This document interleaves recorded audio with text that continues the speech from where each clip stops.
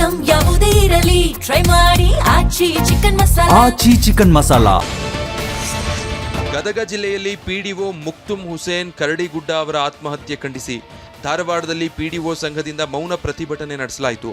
ಧಾರವಾಡದ ಜಿಲ್ಲಾ ಪಂಚಾಯತ್ ಕಚೇರಿ ಎದುರು ಸೇರಿದ ಪ್ರತಿಭಟನಾಕಾರರು ಕೆಲಸದ ಒತ್ತಡ ಹಾಗೂ ಕಳೆದ 9 ತಿಂಗಳಿಂದ ವೇತನ ಪಾವತಿಯಾಗದ ಹಿನ್ನೆಲೆಯಲ್ಲಿ ನೊಂದು ಕರಡಿಗುಡ್ಡ ನೇಣಿಗೆ ಶರಣಾಗಿದ್ದಾರೆ ಎಂದು ಆಕ್ರೋಶ ವ್ಯಕ್ತಪಡಿಸಿದರು. ಮೃತರ ಕುಟುಂಬಕ್ಕೆ ನ್ಯಾಯ ಒದಗಿಸಬೇಕು ಹಾಗೂ ಒತ್ತಡರಹಿತ ಕೆಲಸಕ್ಕೆ ಅನುವು ಮಾಡಿಕೊಡಬೇಕು ಎಂದು ಸಿಇಒಗೆ ಮನವಿ ಪತ್ರ ಸಲ್ಲಿಸಲಾಯಿತು.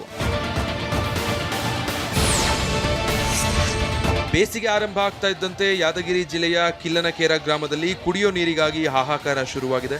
ನೀರು ಸಿಗದೆ ಪರದಾಡ್ತಾ ಇರುವ ಗ್ರಾಮಸ್ಥರು ಖಾಲಿ ಬಿಂದಿಗೆ ಹಿಡಿದು ತಮಟೆ ಬಾರಿಸುವ ಮೂಲಕ ಗ್ರಾಮದ ಬೀದಿಗಳಲ್ಲಿ ವಿನೂತನವಾಗಿ ಪ್ರತಿಭಟಿಸಿದ್ದಾರೆ. ಗ್ರಾಮ ಪಂಚಾಯಿತಿ ಅಧಿಕಾರಿಗಳ ವಿರುದ್ಧ ಆಕ್ರೋಶ ಹೊರಹಾಕಿರುವ ಮಹಿಳೆಯರು ಹಾಗೂ ಮಕ್ಕಳು ಕೂಡಲೇ ನೀರಿನ ವ್ಯವಸ್ಥೆ ಮಾಡುವಂತೆ ಆಗ್ರಹಿಸಿದ್ದಾರೆ.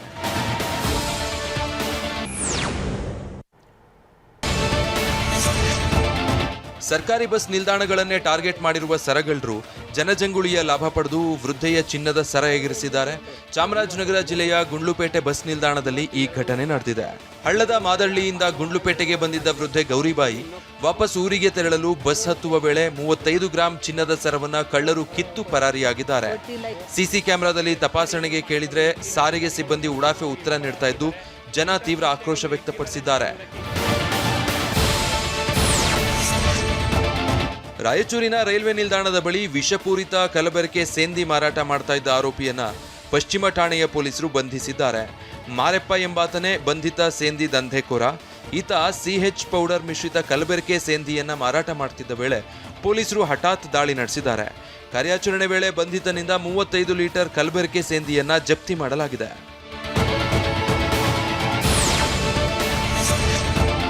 ಮಂಡ್ಯ ವಿಶ್ವವಿದ್ಯಾಲಯವನ್ನ ಮತ್ತೆ ಮೈಸೂರು ವಿಶ್ವವಿದ್ಯಾಲಯದ ಜೊತೆಗೆ ವಿಲೀನಗೊಳಿಸುವ ಕುರಿತು ರಾಮನಗರದಲ್ಲಿ ಸಚಿವ ಡಾಕ್ಟರ್ ಎಂಸಿ ಸುಧಾಕರ್ ಪ್ರತಿಕ್ರಿಯಿಸಿದ್ದಾರೆ. ವಿಲೀನ ವಿಚಾರಕ್ಕೆ ಸಂಬಂಧಿಸಿದಂತೆ ಮಂಡ್ಯ ಶಾಸಕ ರವಿ ಗಣಿಗ ಆಕ್ರೋಶ ವ್ಯಕ್ತಪಡಿಸಿರುವ ಹಿನ್ನೆಲೆಯಲ್ಲಿ ಈ ವಿಷಯವನ್ನ ಸಚಿವ ಸಂಪುಟ ಸಭೆಯಲ್ಲಿ ಪ್ರಸ್ತಾಪಿಸಿ ಚರ್ಚಿಸಲಾಗುವುದು ಎಂದು ತಿಳಿಸಿದ್ದಾರೆ. ಮೈಸೂರು ವಿಶ್ವವಿದ್ಯಾಲಯಕ್ಕೆ ತನ್ನದೇ ಆದ ಸುದೀರ್ಘ ಇತಿಹಾಸ ಇದೆ. ಶಾಸಕರ ಆಕ್ಷೇಪ ಹಾಗೂ ಇತರೆ ತಾಂತ್ರಿಕ ಅಂಶಗಳನ್ನು ಗಮನದಲ್ಲಿಟ್ಟುಕೊಂಡು ಸಂಪುಟ ಸಭೆಯಲ್ಲೇ ಅಂತಿಮ ತೀರ್ಮಾನ ಕೈಗೊಳ್ತೀವಿ ಎಂದಿದ್ದಾರೆ.